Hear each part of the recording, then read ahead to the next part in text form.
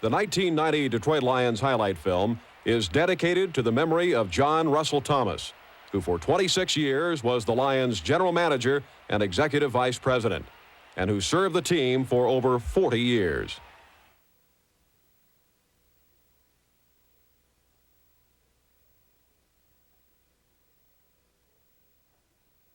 Load Rose, 61-33, on two, ready? Great expectations. That's what the Detroit Lions provided for the 1990 season. However, hopes for this very young team may have been too high. Wayne Fontes knew better. The second year of a major rebuilding job is always the toughest. We're trying to get a new look here, so it's not easy to build a team, and I understand that, and it's a tough job. I'm a new coach. Give me some time. We're getting closer. We're getting closer. We're going to win one day, soon. Indeed, the Lions will, with an upgraded and refined silver stretch offense, headlined by the NFL's premier running back, Barry Sanders. Rodney Peete draw to Barry. Barry skirts to the 15, looks for running room, cuts to the 10. Unbelievable. He's to the 5 and will take it in. Touchdown, Lions. Oh, that is one of the great runs. In the season finale at Seattle, Sanders became the first Lion to lead the NFL in rushing since Byron Whizzer White in 1940. Another Heisman Trophy winner, quarterback Andre Ware, proved he was a capable understudy. But in his rookie year, he was unable to unseat the incumbent, Rodney Peete. Peete was the director of an offense that tied an all-time club record with 46 touchdowns and scored 373 points, the second highest single-season total in team history. This is still a very young offensive football team, and I think that's very fortunate because we're scoring quite a few points with a young football team, which it's a very good harbinger for the future. In 1990, the Lions' pace quickened. Some of their steps were painful, but it was all part of building the skills and spirit that builds a winner. Their growing pains will pass, and they will be that much stronger for it. As more new faces, talents, and personalities are blended together, these young Lions will work to fulfill those great expectations and make them a reality in 1991. The Lions got their first taste of victory at home in the season's second week. Led by linebacker Chris Spielman, the NFC's Defensive Player of the Week, the Detroit defense diffused a high-octane Atlanta attack. Ignoring a shoulder injury that would sideline him for 4 weeks, Spielman registered 12 solo tackles and a sack. Wants to throw, looking right, fires into the end zone, touchdown, Terry Greer! The offense measured up as well when quarterback Rodney Peete connected on a pair of first-half touchdown passes. And although All-Pro Barry Sanders rushed for just 55 yards, his fourth-quarter touchdown proved to be the game winner. 15 to the 10, to the 5, makes the move, dive, touchdown, Lions! Barry Sanders. In successive weeks, the Lions struggled to gain some measure of momentum and consistency. But it didn't come easy, and the growing pains were severe. This team is still real young. There's not a lot of veterans. The young guys have to come in and learn how to win. And for some of us older guys who have been on the team who don't really have that winning tradition, we're still learning as it goes too. It's been a hard learning experience, and I think it's something that will pay off. We're just going through the hard times right now. The struggle continued through week 4 against Green Bay, and next in Minnesota. Stepping to his right, dumps it off to Barry Sanders, gets away. Barry Sanders led the way to an early lead before the Lions fell behind 21-10 at halftime. Touchdown. Touchdown is the call. The defense stiffened and allowed Minnesota just 7 points after intermission, while the Lions offense responded with 24 second-half points en route to their first win over the Vikings in 5 years. In 1991, the role of each Lions quarterback will be further refined with the arrival of Hall of Famer Raymond Berry, a man who knows quarterbacks like the palms of his hands. I've just got to understand and know quarterbacks from a completely different angle than a lot of people do. There's a whole lot more to being a successful quarterback over a long period of time than just having a good arm. A whole lot more to it. You got to be able to handle a lot of things that have nothing to do with the game of football. And I also understand the principle of patience for a young quarterback. As a Heisman Trophy winner, Andre Ware came to the Lions with impressive credentials. But an outstanding college resume does not an NFL quarterback make, at least not right away. Well, it kind of humbles you a little bit, and it's kind of frustrating because you see things that you may have done differently when you're watching someone else play, and you get a little hungrier to play, a little antsy. He's frustrated. I don't think Andre ever loses patience. He's a competitor, and I think the thing is he wants to get more reps in practice. He wants to play right now, and I don't think the coaches are ready to let him get in there. He has to realize he has to wait and work within the system. My mother, she actually explains it to me. You know, I call, we talk every night, and you know, she tells me that they're saving the best for last. And she says they just want to take time and make sure things are clear in my mind before they put me on the football field. Andre Ware suffered his share of growing pains in 1990 as one of 3 quarterbacks in a very competitive situation. Fortunately, those quarterbacks share a common goal, and that's to win. It's not a situation where we're hoping one guy does bad so we can get in there and play, or, you know, one guy sitting on the sideline saying, oh, throw a pick, throw an interception, or, you know, it's not that type of situation. We're all rooting for each other. We're all good friends, and we talk about it. We talk about the situation. We get it out in the open. But I feel as though, you know, I have the control in my hands right now. If I just go out and play well for 4 quarters, then it's going to take care of itself. Rodney Peete assumed the Lions' share of Detroit's quarterbacking duties. In a system that required a quick read and react mentality, Peete responded by throwing for nearly 2,000 yards and added a team-high 13 touchdown passes. With those accomplishments, he was named by his peers as a Pro Bowl alternate. This marks extraordinary progress since Peete has yet to play 20 professional games. Number 9 has plenty of tools, and like his team, he wants to use them all. A good golfer could play a round of golf with a 3-wood, a sand iron, and a putter, and he'd play pretty fair golf. But if he played another good golfer who had all the clubs in the bag, he'd be in trouble. What we're trying to do is expand and take advantage of the talents we have now. What we're saying is we want balance. Everybody wants balance. When you have good players, you generally can get balance. We think we're approaching that. And we think it's time that we added some other people, like a tight end, a fullback, a big slot, and use a little multiple offense. The Lions certainly have balance in their receiving corps. Aubrey Matthews, Mike Farr, Jeff Campbell, and Terry Greer provide depth for a team that sends 4 wide receivers out on every play. But it was Robert Clark who was the Lions' go-to receiver. With 53 catches, the 5'11", 173-pound Clark piled up 932 yards, and his 8 touchdown catches led the Lions. Wide open, Clark caught at the 20, makes a move. While Clark confirmed that good things come in small packages, the Lions' Twin Peaks rookie receivers, Herman Moore and Reggie Barrett, should make the entire Lions receiving corps stand tall in 1991. In late October, the New Orleans Saints got a heavy dose of the silver stretch. Following a 2-week absence due to injury, Rodney Peete bounced back with 16 completions for 246 yards and a touchdown. Short drop left, Rodney Peete fires, touchdown, Lions, Robert Clark. 2 defensive starters, Chris Spielman and Benny Blades, returned to the lineup and helped force 8 Saints turnovers that led to all of Detroit's points in the 27-10 win. Tackle and gets into the end zone, touchdown, Lions. Barry Sanders takes it. Linebacker Chris Spielman returned to action with 12 solo tackles and an interception. And despite missing 4 games in 1990, Spielman was named to his 2nd straight Pro Bowl. I thank God every day that I'm an NFL player because I do consider it a privilege to be in the NFL. And a lot of guys are saying, well, hey, it's a privilege for the NFL to have me playing. That's not right. There's nobody bigger than the game. The game has survived before you, and the game will survive after you. So my approach is make the most of it while you're here. As soon as I take a different approach, or as soon as I start playing for the money, then I'll get out. And I won't lie to myself, and I won't cheat my teammates or anybody else around me. I have an obligation to them to play at my highest level.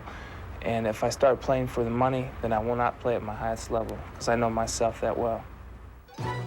Mike Kofer, the Lions' defensive MVP, led the team in sacks for an unprecedented 4th straight time.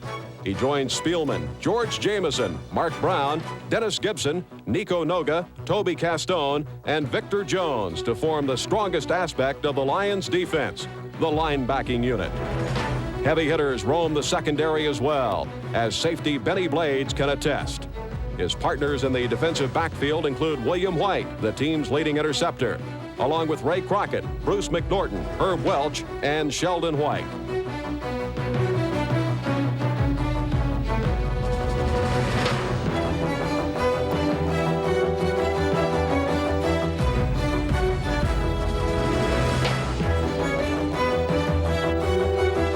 The Lions defense had its moments during the 1990 season, scoring 3 touchdowns of its own. The defensive line is anchored by nose guard and 2-time Pro Bowler Jerry Ball.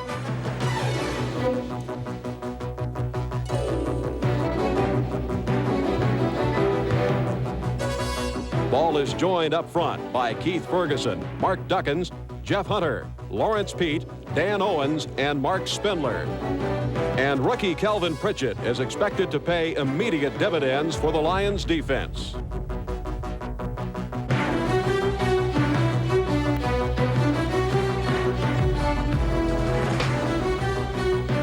Once again, the special teams were a source of pride for the Lions. In his second season in Detroit, Mel Gray led the NFL in total return yards and was named to the Pro Bowl for the first time.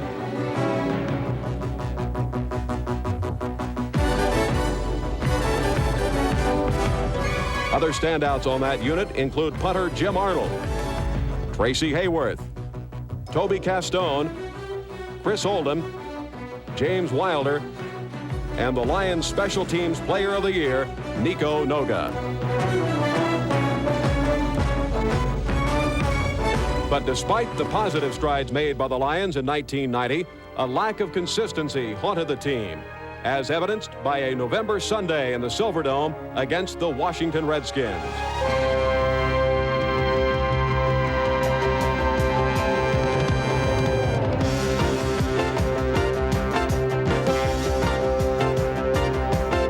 Through 3 quarters of play, the defense made big plays time and again.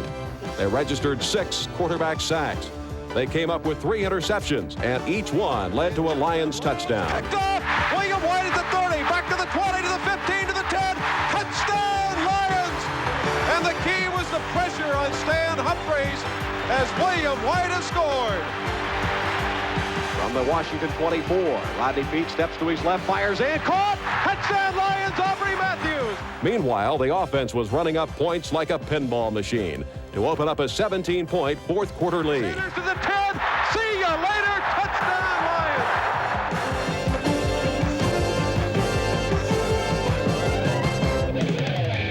Lions! But the Lions defense ultimately broke under the pressure of the Redskins' fourth quarter attack. Washington tied the game with 18 seconds left, then won in overtime on a field goal. It was a devastating loss, but one that may provide some value in the future. The Washington game hurt tremendously because it was a game we let get away. It was a game that, had we probably managed the clock a little better, we'd have won that football game. Had we won that game, the fans or the media would have said, well, you have turned the corner. We have not turned the corner. One win would not make our program turn the corner. We're still a ways away, but it means we're on the right track. If we're close now, down the road, we're going to win. The Lions saved their best for Thanksgiving Day, for a national television audience, and for the defending AFC champion Denver Broncos. Detroit erupted for 27 first-half points, and Barry Sanders burst out of the blocks for the first of his game-high 147 yards rushing. An option play, pitch out Barry, near side 5, touchdown! While the offense was piling up points, the defense was ganging up on the Broncos. The Lions blitzed Denver quarterback John Elway for 3 sacks and an interception, and smothered the Broncos' ground game, allowing them just 73 yards. He's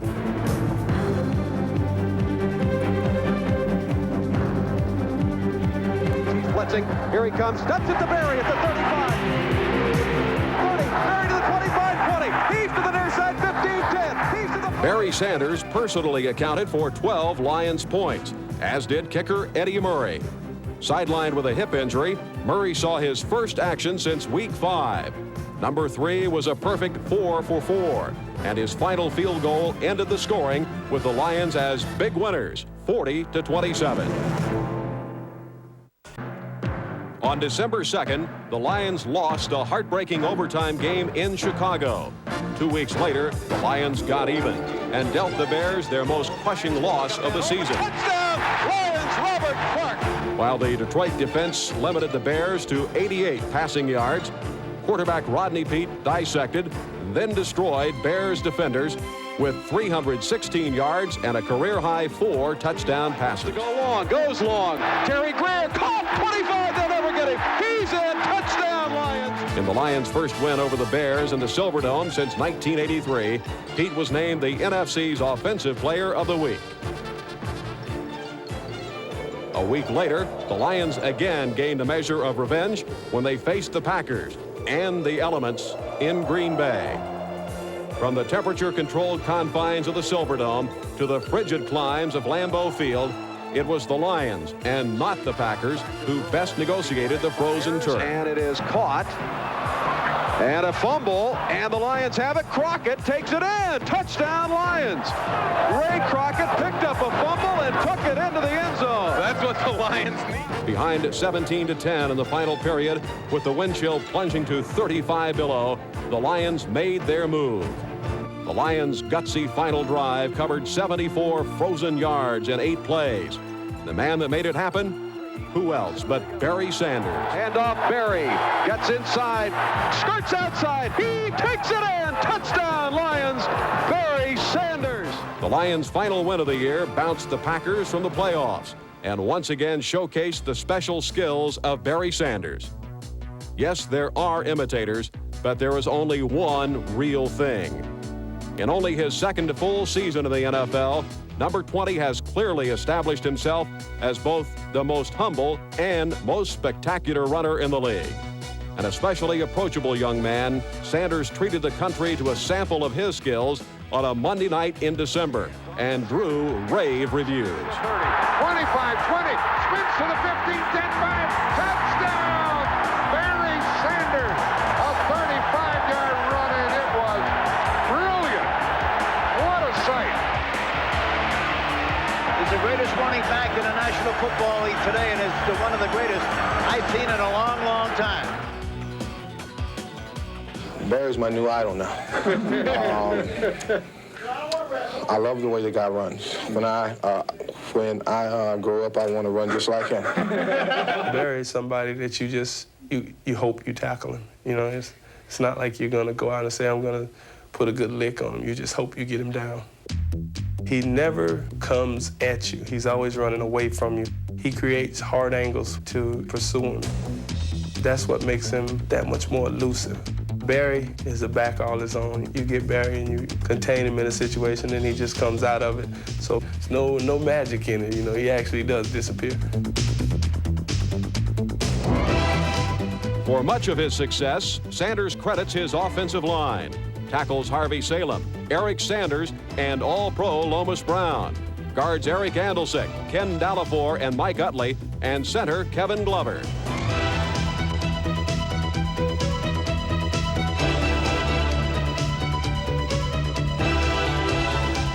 But much of what Barry does, he does on his own.